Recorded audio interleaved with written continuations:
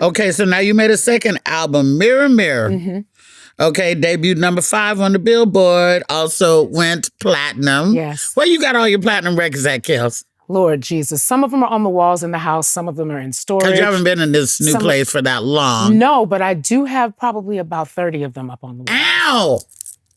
Thank you. Ouch. Thank you, husband. I sat up one day and was like, can you put that there? Can you put that there? Can you put that there? So I have like a whole gallery. I'm coming over. Yeah, you have to. I will see that. Yes.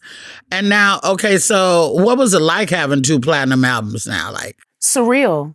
Because the crazy it goes thing gold first, right? Yeah. Then it goes platinum. Then it goes platinum. Then it can go, what, diamond? Double platinum, triple platinum, and then it goes all the way up, and then once you hit 10, it's diamond. Good Lord. So, it was very surreal because I heard the chatter, and in some instances, it wasn't chatter. It was just people boldly saying, that girl ain't gonna sell no records. Do you see what she looks like?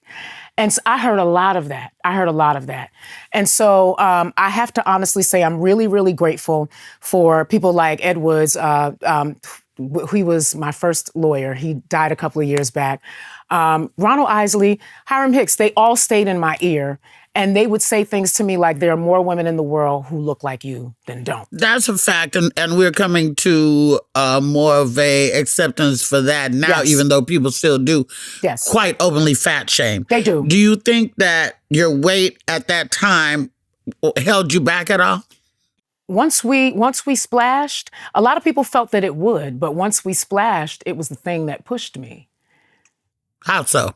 Because we proved everybody wrong. And then it was, I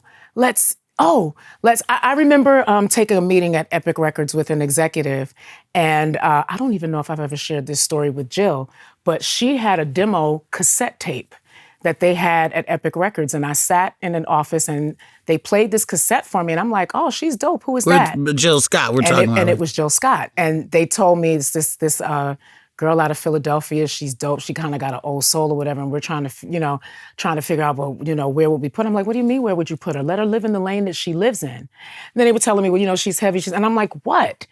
We did this already. Yeah, they wanted the, video. They want music at a point became less about the music and more about the aesthetics. Everything. I feel, and about what the video looked like. Absolutely. And what you look like and what you're gonna wear and all this kind of stuff. But your voice is so undeniable. I do feel that if you're undeniable, they really cannot deny you. They can't deny you. And so look at Jill. Like literally, I remember sitting in the office going, I don't understand. What's the question? What's the pause? And now Jill is like the template for sexy. Oh my God. Now Jill is like, big juicy girl, what everybody wanted. It's changed.